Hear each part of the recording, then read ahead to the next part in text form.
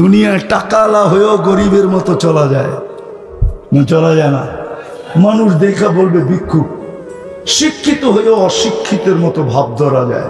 প্রশাসনের লোক হয়েও ভিক্ষুক হওয়া যায় না? হওয়া যায় না?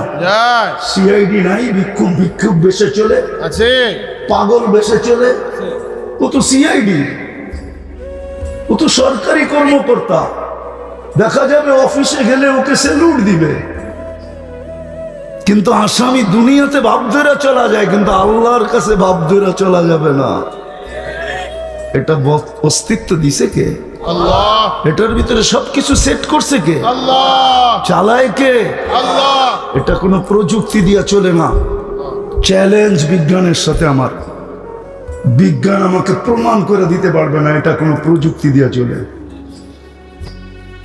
প্রযুক্তি দিয়ে যেরকম জিনিস চলে, মেশিন দিয়ে ইঞ্জিন দিয়ে যেরকম গাড়ি চলে, ব্যাটারি দিয়ে যেরকম মোবাইল চলে, নেটওয়ার্ক যেরকম চালায়, এটা এরকম চলে। কেউ আমাকে বুঝাইতে পারবে না। এটা আল্লাহর কুদরত দিয়া চলে। কুদরত দিয়া, কি দিয়া? কুদরত দিয়া চলে। নাইলে মুখে বলার কোনো উপাদান নাই, চোখে দেখার কোনো উপাদান নাই, কানে শোনার কোনো উপাদান নাই। বিজ্ঞান ছাঁট মাইরা ফেলছে। টাকায় টোকাইতে টোকাইতে এত বেশি আটলান্টিকের নিচেও টোকায় নাই।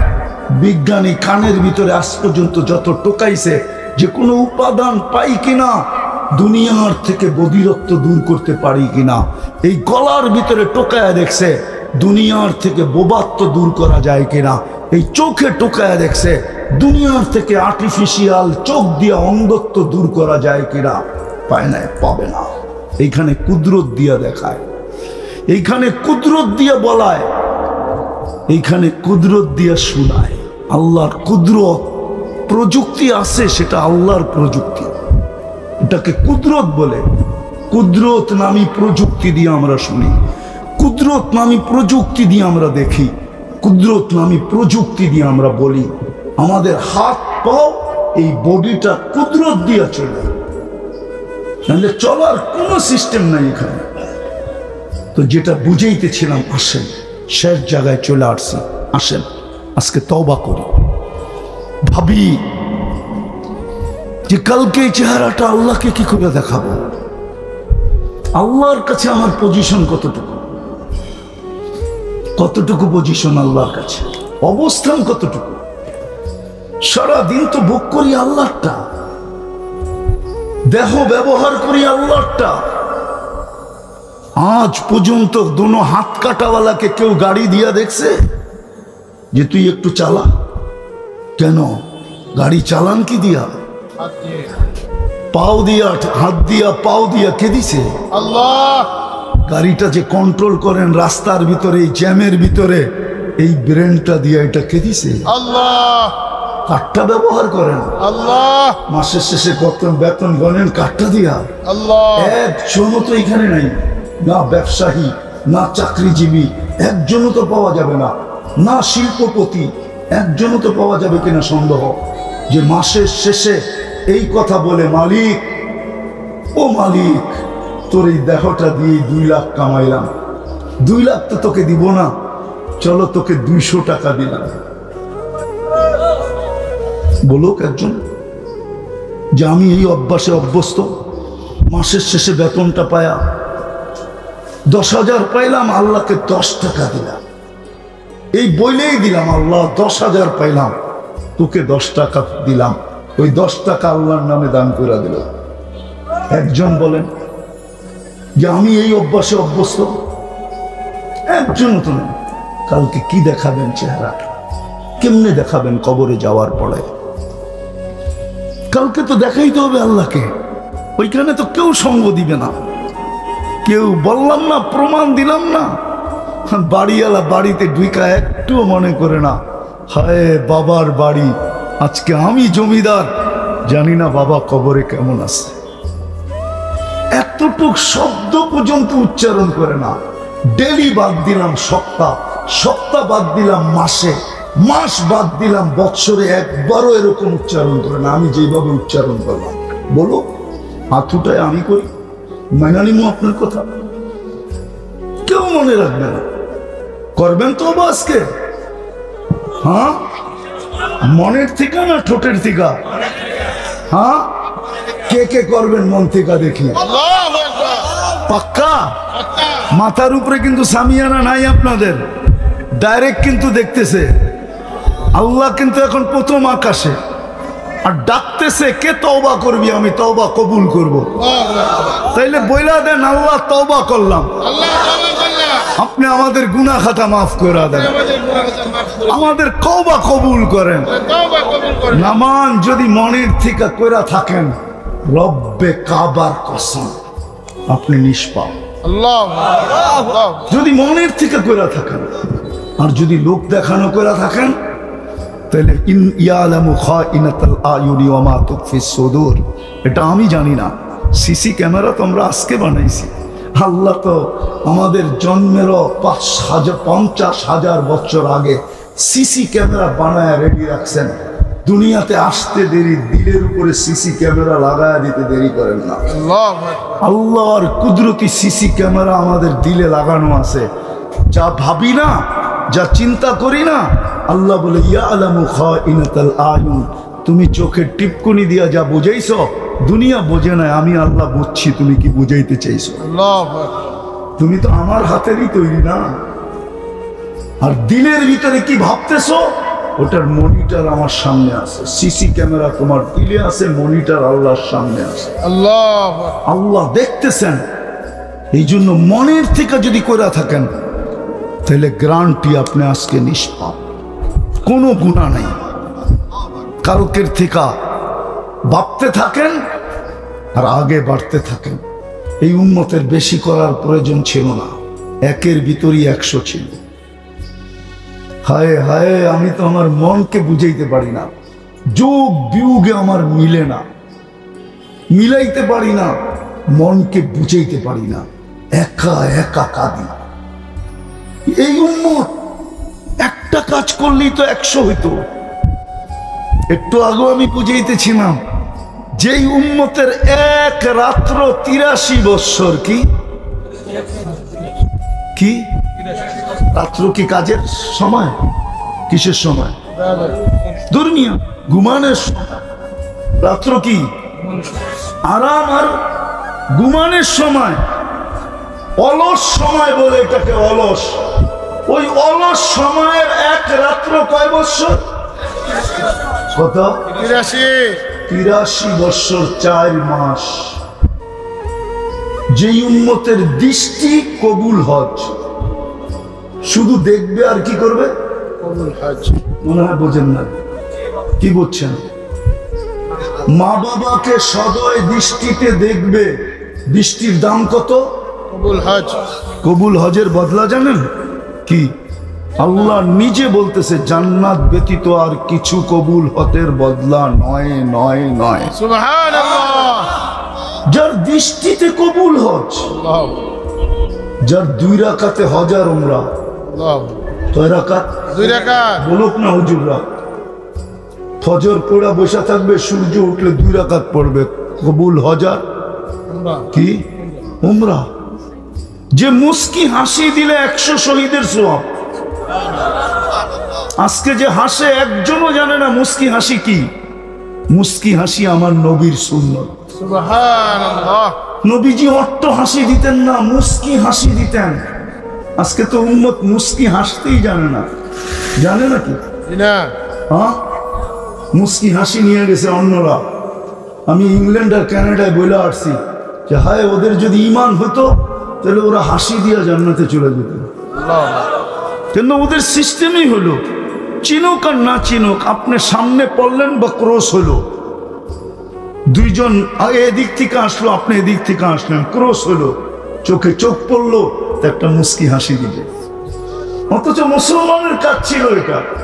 আর মুসলমান সমাজে এসে দেখেন, ভাইয়ের সাথে কথা বলে না 10 বছর, 5 বছর, 2 বছর, 3 বছর, মাসের পর মাস ভাইয়ের সাথে কথা বলে না, দেখলে অন্যদিকে চলে যায়। বোন ভাইয়ের বাড়িতে আসে না। মুসলিম সমাজে দেখেন আর ওইখানে দেখেন মুস্কি হাসি রসুলের সুন্নত। যদি সুন্নত মনে করে হাসি দিল, আল্লাহ রসুল বলে যখন মুসলমানের ভিতরে আমার সুন্নত অবহেলিত হবে, দীক্ষিত হবে, ঘৃণিত হবে, লাঞ্ছিত হবে, বঞ্চিত হবে, ওই সময় যে সুন্নত মনে করে মুস্কি হাসি দিবে 100 শহীদের সওয়াব। সুবহানাল্লাহ। আমি তো ভাবতেছিলাম এই উম্মত যদি একটা কাজই করত, একের ভিতরে 100, আমার দেশটা যদি এরকম হতো। আমি প্রথমবার যখন যেতেছিলাম চাঁদে, আমার ফ্লাইট ছিল ইথিওপিয়া থেকে, আদিস আবাবা থেকে, কিন্তু আমার পাশে যে বসা ছিল ও মোটামুটি প্লেনের ভিতরে দাঁড়াইতে পারতো না, মাথা নিচে করে দাঁড়াইতো, এত লম্বা, কুটকুটে কালো। কালোরও একটা ডিজাইন আছে আমাদের দেশে, ওটা ডিজাইন ছাড়া কালা। তো কথায় কথায় ওদের মাতৃভাষা আরবি, কথায় কথায় পরিচয় হলো। তো বলল, আমি যেই দেশে তুমি যেতেছো ওই দেশের আমি রানিং স্পিকার। নামাজের সময় আসলো, আমি জিজ্ঞাসা করলাম নামাজ? হাসি দিয়া বলে, মুসলমান নামাজ পড়ে না, তুমি এটা ধারণা করলা কি করে? বলতেছে, তুমি কি ফার্স্ট টাইম চাঁদে? আমি বললাম, হ্যাঁ ফার্স্ট টাইম। বললো, আমার চাঁদে কোনো বেনামাজি নেই। আল্লাহু আকবার। সত্য কথা, কোনো বেনামাজি নেই। আমি চিনি এখনকার প্রেসিডেন্টকেও চিনি, যে এখন রানিং প্রেসিডেন্ট, তার বাবাকেও চিনতাম। আমি 6 বার গেছি, আমি এদেরকে চিনি। সেনা প্রধানের বাসায় গেছি, নামাজের সময় হয়েছে, বলতেছে হুজুর কথা বলবো পরে, আগে নামাজটা করে নিন। সুবহানাল্লাহ। সেনা প্রধান। হায়, আমার জাতি যদি এরকম হইতো। আমি তো 2টা জিনিস নিয়ে গৌরব করি, তাহলে আমি এটা নিয়েও সারা দুনিয়ায় গৌরব করতাম। আমি একটা জিনিস নিয়ে গৌরব করি, বাংলার জমিনের মতো বরকত দুনিয়ার কোথাও নাই। সুবহানাল্লাহ। আর মসজিদ মাদ্রাসার পরিবেশ দুনিয়ার কোথাও নেই। সুবহানাল্লাহ। এই জন্যই আমি বলি, বাংলাদেশ নড়ে চড়ে পড়বে না, নড়ে চড়ে কোনোদিন পড়বেও না, পড়েও না, পড়বেও না, ইনশাআল্লাহ।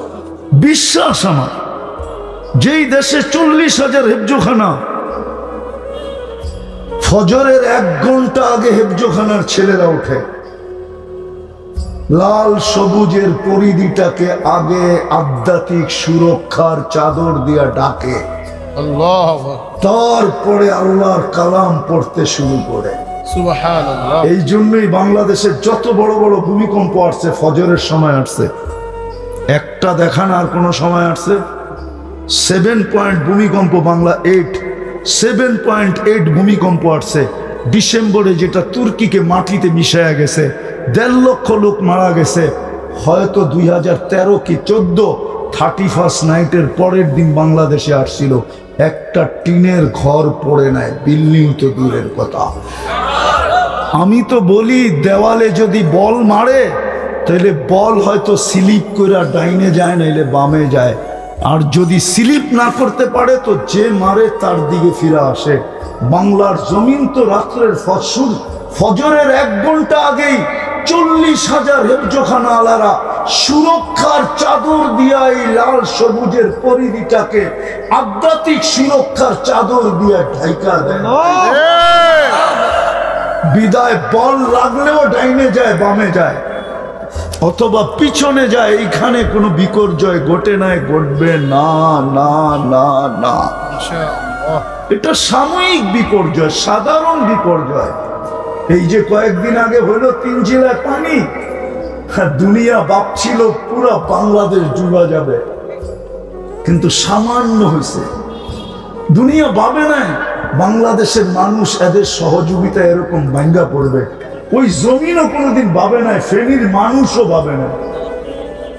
ভাবছে নাকি? হ্যাঁ, কি আপনারা জান না? এখান থেকে এর আগে যে সিলেটে হইলো জান না? এক জায়গায় হয়, এটার নাম বিপর্যয় না। বাংলাদেশের বিপর্যয় কোনোদিন হবে না, হইলে করোনার সময় হইতো।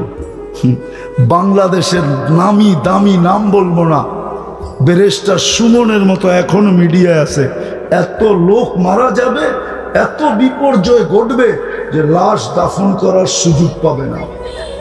দেখেন নেটে ওর বক্তৃতা। কিন্তু বাংলাদেশে কোনো বিপর্যয় হয় না, বরং বাংলাদেশের করোনার রোগী এত সুন্দরভাবে দাফন হয়েছে, দুনিয়ার কোথাও এত সুন্দরভাবে হয় না। বরং আমি বলবো যাদের হাতের ছোঁয়ায় দাফন হয়েছে, করোনার রোগী এমনি পার হয়ে গেছে। কেননা ওই হাতগুলা ছিল মাদ্রাসার ছেলেদের, ওলামায়ে কেরামের।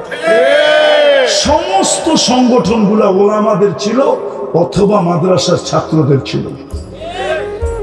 আর কারো কোনো সংগঠন ছিল না। করোনার সময় লাশ গোসল করানো, কাফন পরানো, দাফন করা, জানাজা পড়ানো আর কেউ ছিল না। শুধু মাদ্রাসার ছেলেরা ছিল, উস্তাদরা ছিল। ঠিক। নবীর ওয়ারিসের হাতে ওরা কবরে গেছে। দেখান একটা দুনিয়ার দেশ। বিদায় আমার জাতি যদি একটা কাজ করত, যে আজকের থেকে অঙ্গীকার যে নামাজ কোনো অবস্থায় ছাড়ব না। পাক্কা পাক্কা একটা পরিবেশ গাজীপুরে বানান আপনারা, কোথাও বনুক আর না বনুক, নামান আপনারা গাজীপুর। গাজী চিনেন? আরে গাজী চিনেন? গাজী, গাজী চিনেন কাকে বলে? আল্লাহর রাস্তায় যুদ্ধের ময়দান থেকে যারা বাইচা ফিরে আসে তাদেরকে বলে গাজী। আপনারা গাজীপুর, আপনারা একটা পরিবেশ বানান যেখানে আজান হবে, বাজার থেমে যাবে, দোকান থেমে যাবে, অফিস থেমে যাবে, আদালত থেমে যাবে, রোড ঘাট থেমে যাবে। যে যেখানে আছে ওইখানেই দাঁড়ায় বলবে আল্লাহু আকবার। পারবেন? ইনশাআল্লাহ। আল্লাহ আমাদেরকে আমল করার তৌফিক দান করেন। ওমা আলাইনা ইল্লাল বালাগ। দুনিয়াটা কারো জন্য চিরস্থায়ী না। যদি হইতো তাহলে কবি কোনোদিন এই কথা বলতো না, মিলে খাক মে আহলে শাহ कैसे कैसे, जमी खा गई नौजवान कैसे कैसे, अजल ने न छोड़ा किसरा न दारा, उसी से सिकंदर सा फाते भी देहारा, हर एक लेके क्या क्या हसरत सुधारा। গাজীপুরের ভাওয়াল রয়ে গেছে কিন্তু মালিক নাই। কেস এখনো চলতেছে কোর্টে, জানি আমি। ভাওয়ালের সম্পত্তি নিয়ে এখনো কেস চলতেছে। ভাওয়ালের জমিদার, ভাওয়াল আছে কিন্তু জমিদার নেই। অচিরেই আমরা চলে যাব, এখানে চিরস্থায়ী কেউ না। ছোট হোক সেও চলে যাবে, বড় হোক সেও চলে যাবে, মালিক হোক সেও চলে যাবে, শ্রমিক হোক সেও চলে যাবে। কবি এটাই বুঝাইতে চায়, একদিন ঐতিহ্য থেকে যাবে, তুমি থাকবে না। হয়তো ঐতিহ্যটা হতে পারে আমার ওই পুরান মাথার দেওয়ার বালিশটা, হতে পারে আমার ঝুপড়িটা ঐতিহ্য থেকে যাবে, আমি থাকবো না। সত্য এটাই, ভালো মতে বোঝেন, কাজে দিবে। নাইলে জীবনের উপরে কন্ট্রোল, জীবনের গতির উপরে কন্ট্রোল কারো নাই। যদি কন্ট্রোল থাকতো, কেউ তার জীবনের জন্মদিনের কেক কাটতো না, সবাই পাওয়ার ব্যাংক কিনা গতিকে ধরে রাখতো আর এটাকে আগেই বাড়তে দিত না। দুনিয়ার বহুত মানুষ ছিল যারা ওই পাওয়ার আরো উন্নত ভাবে করতেছেন। উন্নত আপনি দেখেন, উন্নত দুনিয়া, উন্নত ভাবে ওদেরকে পালতেছেন। এটা সিস্টেমে আছে দেখে চলবে। আবার বইলেও দিছেন, এই ছোট জীবনে তোমার ইচ্ছা, তোমার ইচ্ছা যেমন খুশি তেমন চলো, যেমন খুশি তেমন সাজো, বাধা দিবে না এটাও বলে দিছেন যে আমি কোনো বাধা সৃষ্টি করব না। যেমন মন চায় তেমন চলো, যেমন খুশি তেমন সাজো, বাধা দিবে না। কিন্তু হ্যাঁ, এই জীবনটা তো চলে যাবে, ৬০-৭০ বছর। হাজার হোক আর লাখ হোক একদিন চলে যাবে, শেষ হয়ে যাবে, কিন্তু কালকের জীবনটা চলবে না। যেটা কোরআনে বারবার সতর্ক করছেন, তাও মুসলমানকে করছেন, ইয়া আইয়ুহাল্লাযীনা আমানুত্তাকুল্লাহ। মুসলমানকে সম্বোধন করছেন, মা কদ্দামাত লিগাদ, কালকে চলবে না।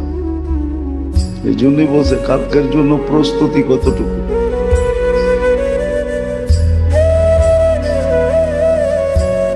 আজকে চলে যাবে, কালকে চলবে না। এই জন্য মোটা কথা বুঝাইতে চাইতেছি। আল্লাহকে সঙ্গে নেওয়া, আল্লাহর কাছে হওয়া,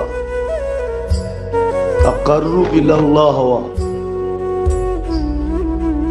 এটা মুসলমান উম্মতে মুহাম্মাদির জন্য একান্ত জরুরি, একান্ত জরুরি। আর এটাই সত্য, এটাই সত্য।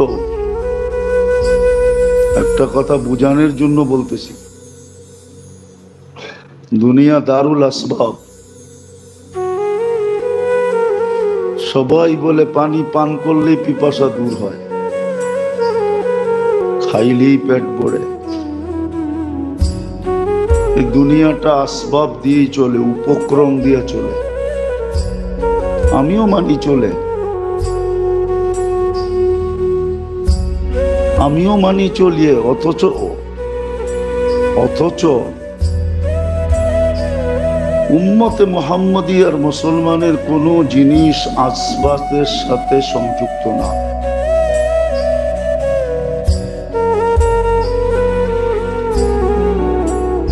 আসবাব শুধু দিছেন আল্লাহ বিজাতিদের জন্য। উদাহরণ দিলে বোঝা যাবে। আন্ধার জন্য লাঠি, এটাই ঠিক। অন্ধের জন্য এটাই, সে লাঠি ছাড়া চলতে পারবে না। আর চক্ষুওয়ালার জন্য লাঠি প্রয়োজন হবে না, এটাই সত্য। তো মোমেন মুসলমান আমাদের সব কিছু আসবাবের সাথে সংযুক্ত না, ডাইরেক্ট আল্লাহর সাথে সংযুক্ত। ওদেরকে আসবাব দিয়া সান্ত্বনা দিছেন, আমাদেরকে আমল দিয়া সান্ত্বনা দিছেন। আসবাবের সাথে কোনো ওয়াদা রাখেন নাই, অঙ্গীকার রাখেন নাই, কোনো চুক্তি রাখেন নাই, কিন্তু আমাদের আমলের উপরে ওয়াদা আছে, অঙ্গীকার আছে, ওয়াদা আছে, অঙ্গীকার আছে যে এই আমল করলে এটা মিলবে, এই আমল করলে এটা মিলবে, এই আমল করলে এটা মিলবে। তাহলে আমল বলতেন না।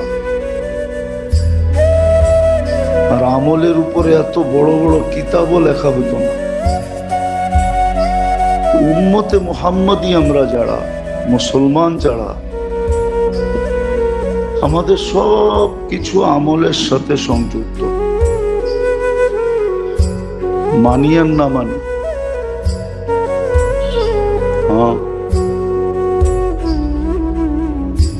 মানি আর না মানি, এটাও একদিকে আল্লাহর দয়া, এটাও একদিকে ভাবলে না নিঃসন্দেহে আল্লাহর দয়া। যে মুমিন মুসলমানের দুঃখ কষ্ট দ্বারা তার গুনাহ মাফ হয়, এমনকি কাটা বিঁধলেও গুনাহ মাফ হয়, খোঁচা খাইলেও গুনাহ মাফ হয়। শুধু গুনাহ মাফ হয় না, আবার সওয়াবও মিলে।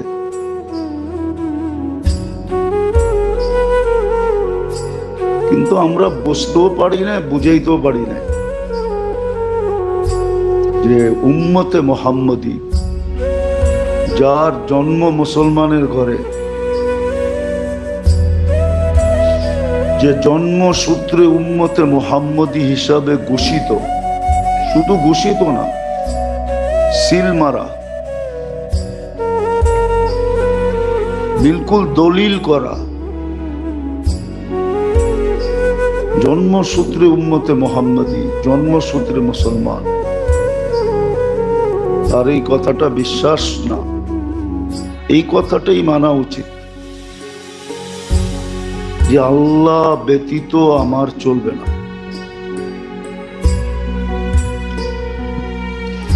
কিন্তু আমরা মানতে পারি না কতগুলা বাধার কারণে। ওই বাধাগুলা জানিও না, ওই বাধাগুলা শিখিও না, আবার ওই বাধার থেকে কিভাবে বাহির হইতে হবে এটাও জানি না।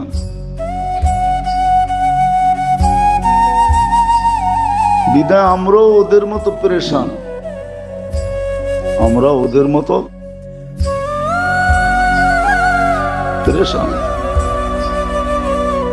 বিজাতির মতো আমরাও পেরেশান, বিজাতির মতো আমরাও ক্লান্ত, বিজাতির মতো আমরাও ছুটতে থাকি, আমরাও দৌড়াইতে থাকি, আমরাও বাঁকতে থাকি, আমরাও মাথার গাম পায়ে ফেলতে থাকি, আমরাও ক্লান্ত হইতে থাকি। হইতে হইতে এক পর্ব আসে যে আমরাও বিছনায় পড়া যাই ওদের মতো। কিন্তু আমাদের পড়া উচিত ছিল না।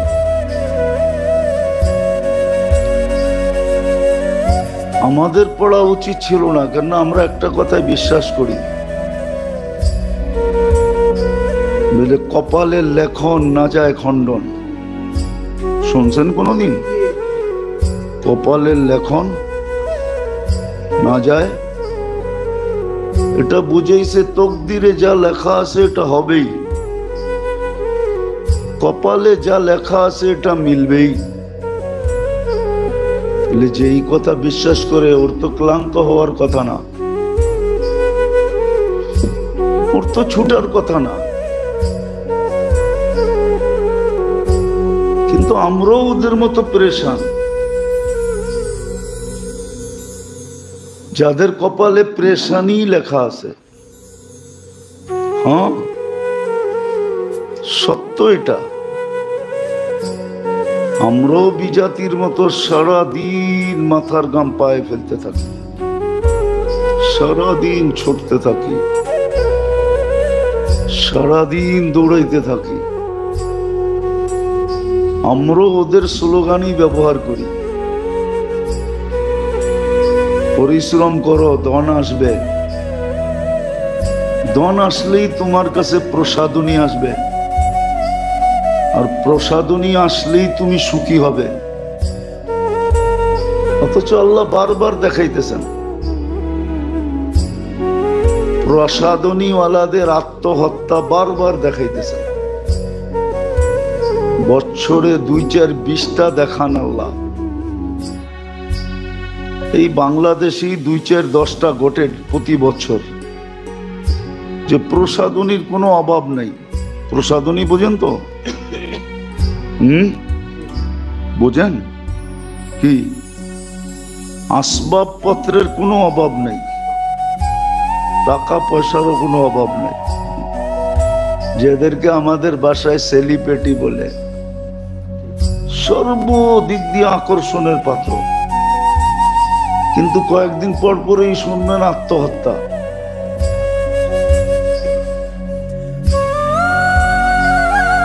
কেন আত্মহত্যা করলো? বুঝা গেল আল্লাহ প্রমাণ দিতেছেন। সে ভাবছিল পরিশ্রম করলে ধন আসবে, আসছে ধন, ধন আসলে প্রসাদনী আসবে, আসলো প্রসাদনী। সে ভাবলো এগুলা হইলেই আমি সুখী হয়ে যাব। কিন্তু সুখে কি মানুষ আত্মহত্যা করে? তাহলে তো ডেলি 2-4 হাজার বাইতুল্লাহর ছাদের থেকে লাভ দিয়া জান দিত, ঠিক না? যে এইখানে মরলেই জান্নাত, ঠিক না? কি কোন? হ্যাঁ, বাইতুল্লাহর ছাদের থেকে যদি কেউ লাফ দিয়া মরতো তো মরতো কোথায়? আরে বলেন না, বাইতুল্লাহর ভিতরে মরতো, ঠিক না? কাবার ভিতরে মৌত, এটা তো ভাগ্যের কথা, ঠিক না? হ্যাঁ, তাহলে তো ডেইলি ছাদের থেকে 2-4 হাজার লাফ দিত আর মরতো।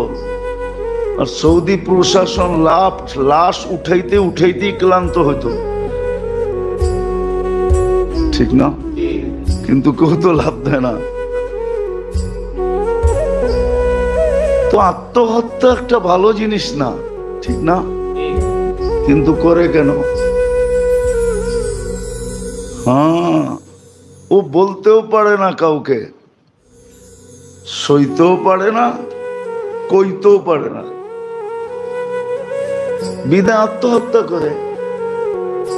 তো মোট কথা এটাই বোঝা গেল, এটাই মাইনা নেন।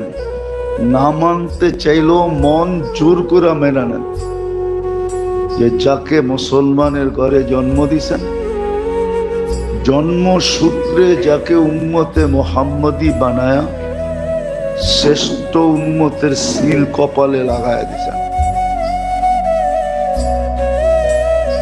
ও আল্লাহ পাওয়া ব্যতীত ওর জীবন চলবে না, ওর জীবন চলবে না। কেননা দুনিয়া তো এটা সত্য, সবার জীবন ধারা এক না, সবার জীবন ধারা এক না। আছে গ্রামগঞ্জে পান্তাবাত মরিচ পোড়া দিয়া খায়া তারপরও দাঁড়ায় আলহামদুলিল্লাহ বলে, আর দুনিয়াকে হজম করে দেখায় দেয়। আর পাবেন ঢাকা শহরে পান্তাবাতের কাজ দিয়া হাইটা গেল নাক ছিটকায়, সকালে পান্তাবাত খাম কেন, ওর পরোটা রুটি ছাড়া সকালে হয় না। পান্তাবাত কেন, গরম ভাত দিলেও খাবে না, ঠিক না? ও একই কথা বলবে, সকালে ভাত খায় কি করে, ঠিক না? তো জীবন দ্বারা সবার জন্য এক না। ভাঙ্গা খাটে সবাই ঘুমাইতে পারে না, ভাঙ্গা খাটে পারে নাকি? ভাঙ্গা খাটে সবাই ঘুমাইতে পারে না। আমরা দেখছি অনেককে মসজিদে পর্যন্ত আসে না। বললে মানবেন কিনা মানি না জানি না, বলছে মসজিদের অবস্থা যেরকম পেশাব পায়খানার, আমার যদি পেশাবে ধরে তো আমি পেশাব করব কই? না, আপনাদের পেশাব পায়খানা তো আমাদের উপযোগী না। হ্যাঁ, মনে হয় আপনি আমার এই কথা মানতেছেন না। আমাদের উপযোগী তো না, এজন্য মসজিদে পর্যন্ত আসে না। তো সবার জীবন ব্যবস্থা, জীবন ধারা এক না। যদি এটা আপনি মানেন, তাহলে মুসলমান আর কাফের জীবন ধারা এক হয় কি করে? এটা কেন মানেন না যে কাফের আর মুসলমানের জীবন ধারা এক হয় কি করে? আপনাকে মুসলমানের ঘরে জন্ম দিল আর আপনার প্রত্যেক জিনিসের বেনিফিট দিল। কোন কাফের তো এই সওয়াব পায় না, নাফাকাতুকা আলা নফসিকা সাদাকা।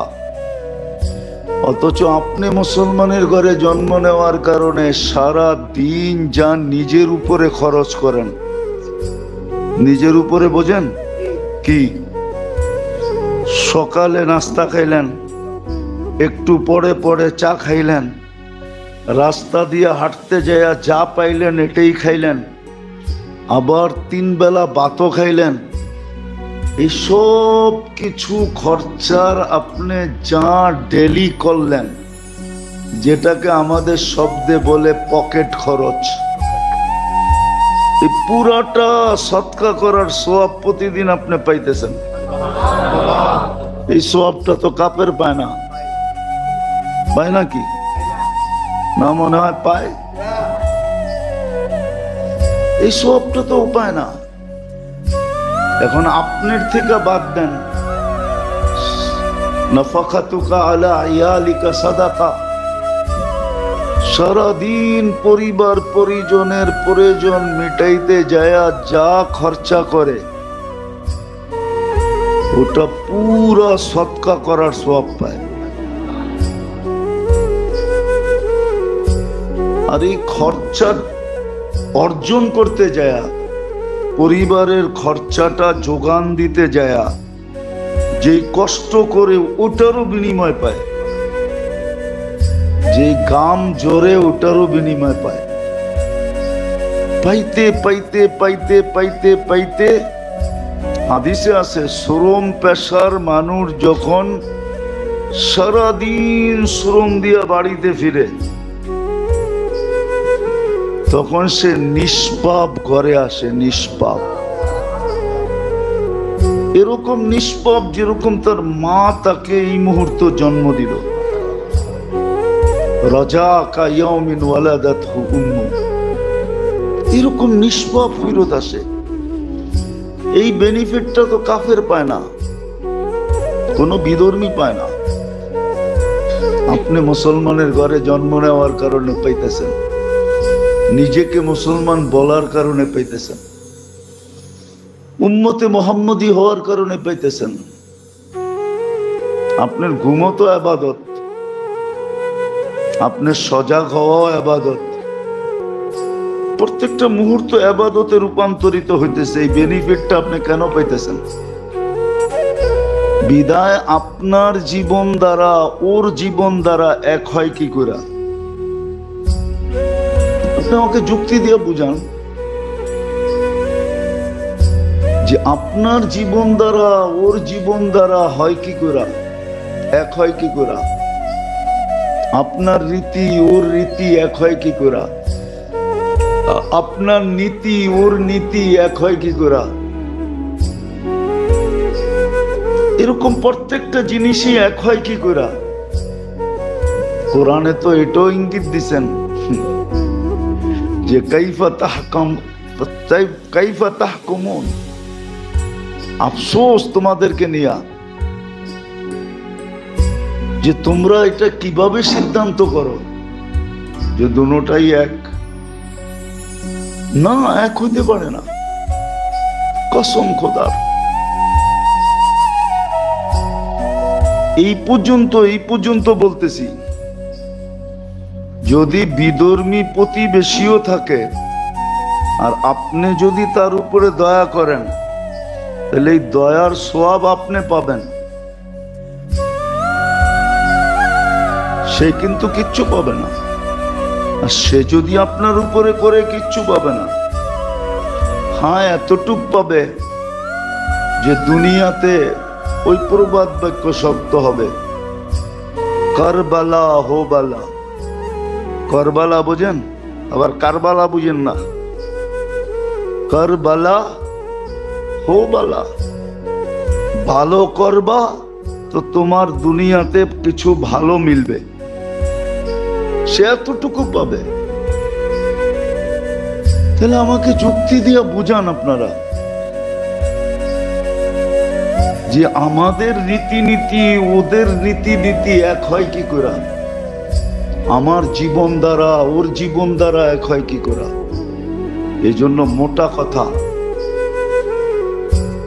বুঝলে কাজে দিবে, আর না বুঝলে কিন্তু পস্তাইতে হবে। আর ওই পস্তানো বড় কঠিন পস্তানো। আখেরাতের পস্তাওয়া, আখেরাতে পস্তানো, এটা বড় কঠিন, বড় কঠিন, বড় কঠিন। এই জন্য যাকে আল্লাহ মুসলমানের ঘরে জন্ম দিয়েছেন, উম্মতে মুহাম্মদী বানাইছেন, তার জীবনটা আল্লাহ ছাড়া চলবে না।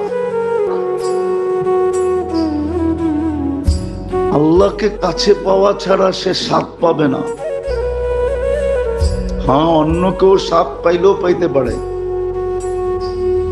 ওটা নিয়ে আমার কোনো আলোচনা নাই, মত বিরোধও নাই। আরেকজন পাইলে পাইতে পারে, বিজাতি পাইলে পাইতে পারে, কেননা এটাও ইঙ্গিত আছে সে যা পাবে এখানেই পাবে, যা পাবে যা পাবে এইখানেই পাবে। অনেক মালিক পাওয়া যাবে, দুপুরের খাওয়াটা কর্মচারীকে নিয়ে খায়, কিন্তু আজ পর্যন্ত একবারও কর্মচারীকে বাসায় দাওয়াত করে খাওয়ায় নাই।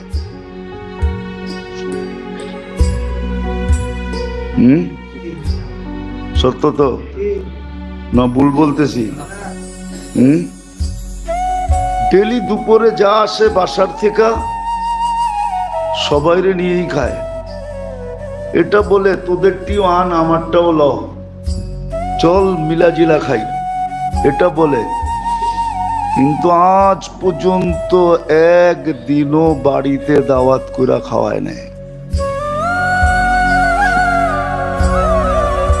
ঠিক না? না নাই?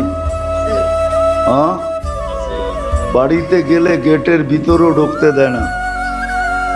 ও তো ভাবছে ডেলি আমাদেরকে নিয়ে খায়, বাড়িতে গেলে মনে হয় বেডরুমেই বসাইব, অথচ গেটের ভিতরেও ঢুকতে দেয় না।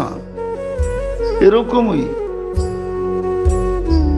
বিজাতিকে এইখানে দিবে, এটাই ওয়াদা, ওইখানে আর দিবে না, ওইখানে আর। এই জন্য ভালো মতে বোঝেন। এতগুলা কথা বলতেছিলাম গত জুমার কথার উপরে, যে আল্লাহর থেকে মানুষকে কোন জিনিস দূরে করে আর কোন জিনিস মানুষকে আল্লাহর কাছে করে।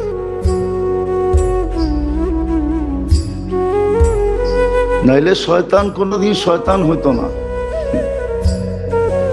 ও যা দেখছে আমরা মরার আগে দেখতে পারবো না।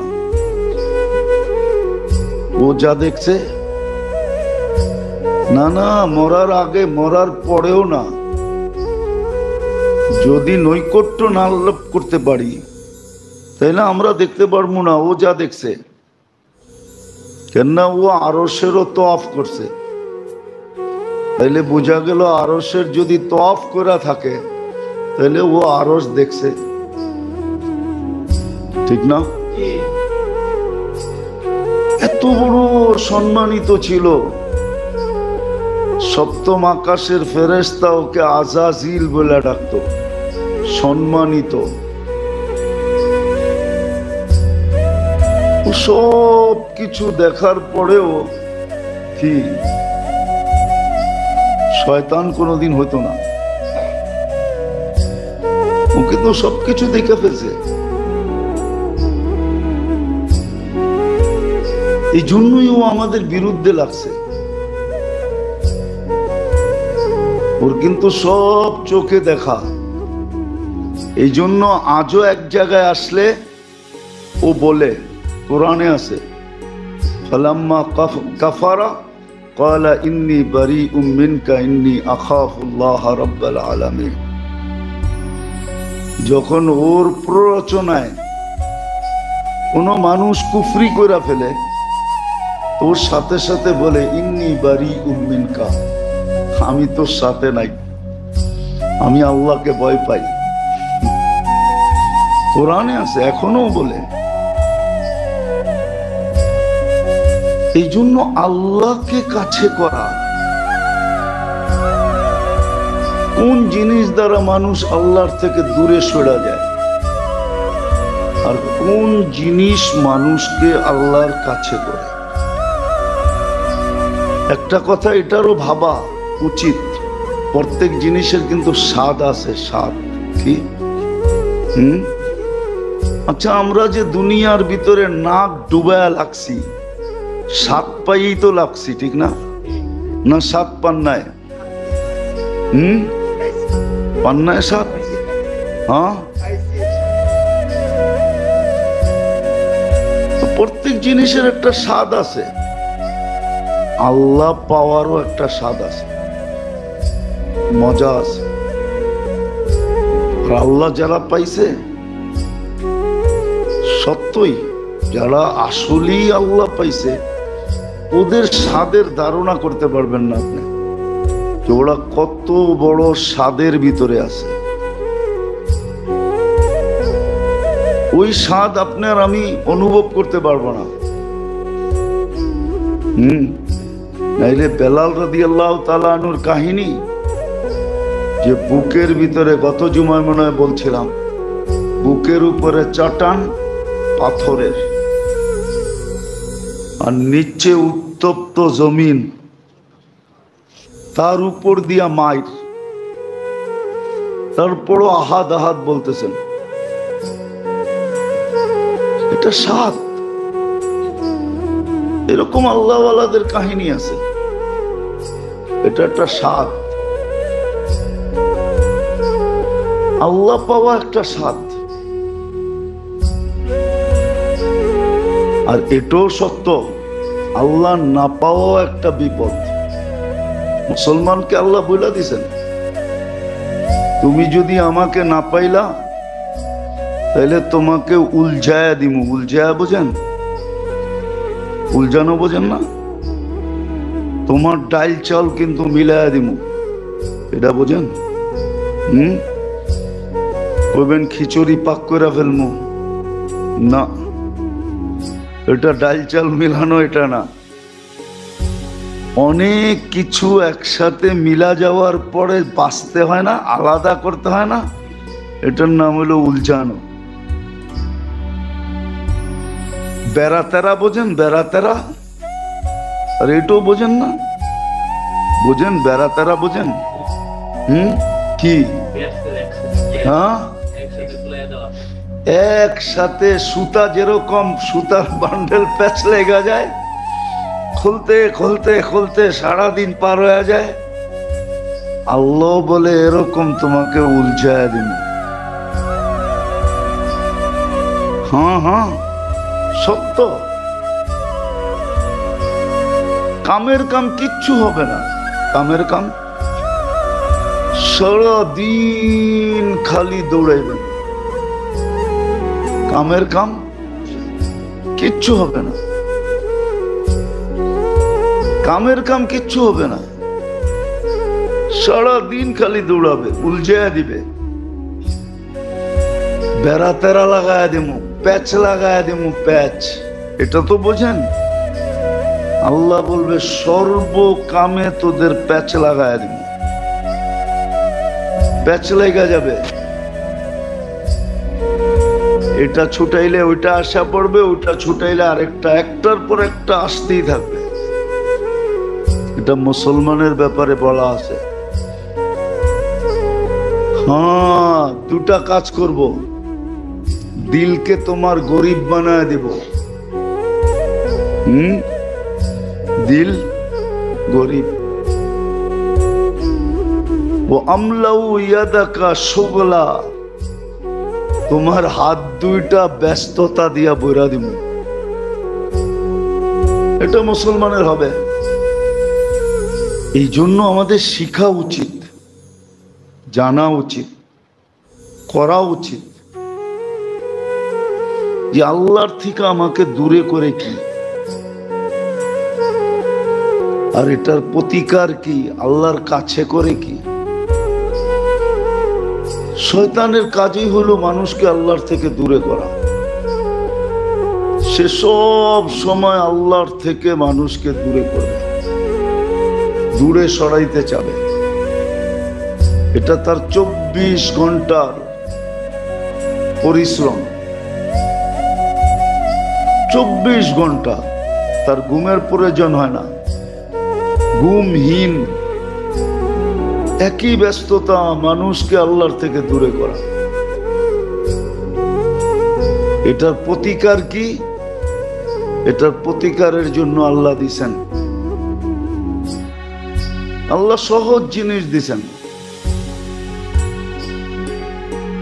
সহজ জিনিস দিছেন। একটা কথা দেখাই, সারা দিনও করতে পারেন, আবার সারাদিন যদি সুযোগ না থাকে তো একবারও করতে পারেন। যেমন হাদিসে আছে যে ফজরের নামাজের পরে 10 বার সূরা ইখলাস পড়বে। কি? ফজরের নামাজের পরে কয়বার? কঠিন, অনেক বড় না? কি কোন? অনেক বড় না সূরা ইখলাস? একবার পড়তেই 3 ঘন্টা লাগে। যে 10 বার সূরা ইখলাস পড়বে, ওই দিন শয়তান যত জোর লাগাক ওকে দিয়ে কোনো কবিরা গুনাহ করাইতে পারবে না। এবার সগীরা গুনাহ তো এমনি মাফ হয়ে যায়, উজুর দ্বারা, মুসাফার দ্বারা, সালামের দ্বারা, নামাজের দ্বারা, দান খয়রাতের দ্বারা এমনি মাফ হয়ে যায়। ইয়াফু আন কাসীর। এটা হলো একবারে করা। সকালে কোরআন নিল, ফজর পড়লো বা জামাত, তারপরে সূরা ইখলাস 10 বার পড়লো, তো সারা দিন শয়তান থেকে কি কোন কবিরা গুনাহ যত জোর লাগা,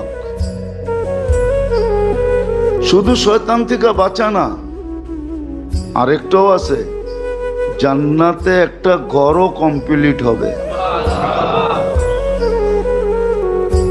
কি কইবেন? জান্নাতের ঘর কি আমাদের ঘরের থেকে সুন্দর নাকি? ঠিক না? আমাদের গুলা ইটের, মার্বেলের, টাইলসের, ঠিক না? কি কোন? বড় বড় আর্কিটেকচার বানাইছে, হ্যাঁ, এত সুন্দর ডিজাইন, ঠিক না? একটা কথা মনে উঠলো, এই জন্য বলতেছি, রাগ হয়ে যাবেন? আল্লাহ যদি কুকুরের সেল আমাদের নাকে দিত না, তাহলে একজনও আমরা ঘরে বাস করতে পারতাম না। আমাদের পেশাব পায়খানার দুর্গন্ধে আমরা পাগল হয়ে যেতাম, পাগল। আমাদের নাকে হলো 5 লক্ষ সেল, আর কুকুরের নাকে দিছে আল্লাহ 25 লক্ষ সেল। ওই সেল যদি আপনার নাকে দিত, পাগল হয়ে যেতাম। আমরা তো মনে করি আমাদের ঘরটাই জান্নাতের চেয়ে উন্নত, ঠিক না? নাইলে তো সবার রাত্র 3টার সময় মসজিদে আইসা বসে থাকার উচিত ছিল, যে ফজর পড়েই পড়মু আর জান্নাতে একটা ঘর কমপ্লিট করবো। অথচ দেখেন, বাংলাদেশে সহি দলিলের, সঠিক দলিলের চেয়ে আমার মনে হয় জাল দলিলের সংখ্যাই বেশি হবে। কি মনে হয়? বোঝেন না? কি বুঝছেন? জাল দলিলের সংখ্যাই 1 নম্বরের চেয়ে 2 নম্বরের সংখ্যাই। সামান্য দুনিয়া একটা বাড়ি বানানোর জন্য আপনি এত কষ্ট করতেছেন, এত ছলচাতুরির আশ্রয় নিতেছেন, এত এজাল ভেজালের আশ্রয় নিতেছেন, এত দোকা শোকার আশ্রয় নিতেছেন, অথচ পিছে তো স্লোগান চলতেছে, পাইলেই কয়দিনের জন্য, পাইলেই পাইলেই কয়দিনের জন্য। পাইলেনই আপনি বাড়ি, কয়দিন বাড়িতে থাকবেন? কয়দিন? হ্যাঁ, আরে বলেন না, কয়দিন? 60-70 বছর? কতজনের তো বাড়িও আছে, ঠিক না? হ্যাঁ, আছে না? কিন্তু ওর ফ্যামিলি তো ওই বাড়িতে থাকে না। প্রমাণ দিমু? দিমু না, অনেকে রাগ হয়ে যাবে। দিমু? এই যে আহসান মঞ্জিল আছে, কে থাকতো? দুর্মিয়া নওয়াব আহসানুল্লাহ থাকতো। এর ফ্যামিলির লোকজন আছে না, ওরা থাকুক না ওইখানে যায়। সরকারই তো কার ধাক্কা দিয়ে বের করে দিব, বেরো, এটার জাদুঘর বানাইছি।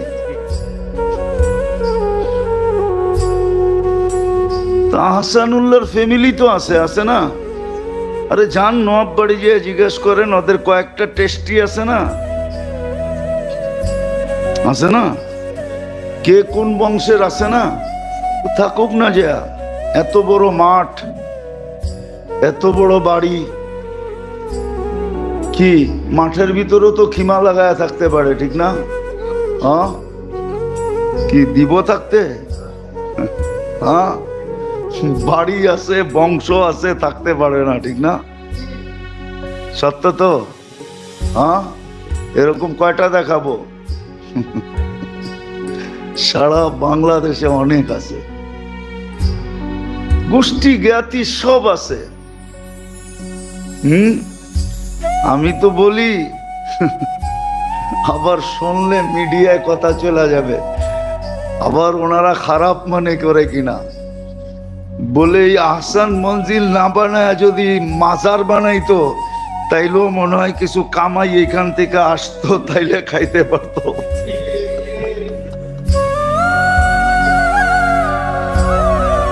আল্লাহ তো দেখায় এটা। বিদায় আল্লাহর থেকে মানুষকে দূরে করে সর্বপ্রথম যে জিনিস, সেটা হলো শয়তান। তার কাজেই মানুষকে না, বিশেষ করে মুসলমানকে, উম্মতে মুহাম্মদীকে আল্লাহর থেকে দূরে করা, এটাই তার মিশন। এই জন্যই সে বলছে, লাক উদান্না আলা সিরাতিকাল মুস্তাকিম, আলা সিরাতিকাল মুস্তাকিম। আমি সিরাতে মুস্তাকিমে বসবো, লা উগবিয়ান্নাহুম আজমাইন, সবাইরে গুমরাহ করে ছেড়া দিব। এটার থেকে প্রতিকার সে তো দূরে করবে, কিন্তু আমি কাছে হব কিভাবে? এটার জন্য শিখাইছিলেন যে 24 ঘন্টা যদি নাও পারো, সময় প্রত্যেক সময়ের যখনই সুযোগ হয়, মুখ দিয়ে উচ্চারণ না করলেও চলবে, মনে মনে আল্লাহর জিকির করতে থাকো। জিক্রুল্লাহ দিছিলেন এই জন্য যেন শয়তান থেকেও বেঁচে থাকে, আবার জিক্রুল্লাহ মানুষকে আল্লাহর কাছে করে।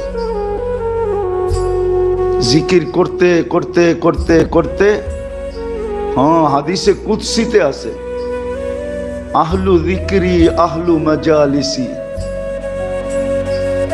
জিকিরের যখন অভ্যাস হয়ে যায়, তা আল্লাহ বলে, আমি আমার দরবারের লোক হিসাবে তাকে গণ্য করি, সে আমার মজলিসের লোক। এই জন্য হাদিসে আছে, কিছু লোক আছে, এরা যখন অসুস্থতার জন্য মসজিদে আসতে পারে না, তখন আল্লাহ ফেরেশতাদেরকে পাঠায়, যাও দেখো তো কোথায়। আল্লাহ জানে, কিন্তু ফেরেশতাদেরকে টোকাইতে পাঠায়, যাও দেখো তো কোথায়। তো ফেরেশতারা খুঁজতে খুঁজতে বাড়ি করে আল্লাহ বিছনায়। তা আল্লাহ বলে, ইবাদত করো, সেবা করো। সেবা ফেরেশতা দিয়ে সেবা করায়। তো আমাদেরকে সর্বপ্রথম যে জিনিস আল্লাহর থেকে দূরে সরায়, সেটা হলো শয়তান। এই জন্যই ঘোষণা দিচ্ছেন তোমাদের সবচেয়ে বড় শত্রু শয়তান, আদুগুম মুবিন। তোমাদেরকে আমার থেকে দূরে সরাবে, আর দূরে সরাইতে পারলেই সে হাততালি দিবে। কেননা দূরে সরলেই আমি তোমাদের উপরে রাগ হব। কেননা হাদিসে আছে ইদা উসিতু গাদিবতু, তোমরা যখন নাফরমানি করো তো আমার রাগ বাড়তে থাকে। ওয়াইদা গাদিবতু লাআনতু, আর আমি যখন রাগান্বিত হয়ে যাই তোমাদের উপরে লানত বর্ষণ করি। ওয়াল্লানাতু তাবলুগু সাবআম মিনাল ওয়ালাদ। গ্রামের একটা প্রবাদ বাক্য আছে, কয় আমি কলা গাছ লাগায়া যাব, তোরা ফল খাবি।